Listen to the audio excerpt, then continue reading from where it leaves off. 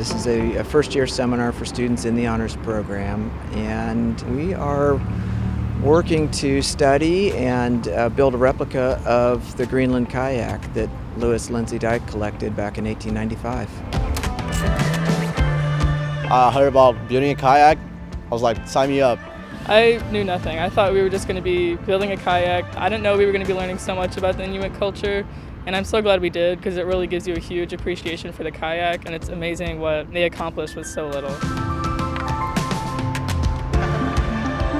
It's really a chance to expose first-year students at KU to a lot of different disciplines that are studied on campus through one particular item in KU's collections. I have the opportunity to do this like here. It's awesome. Yeah.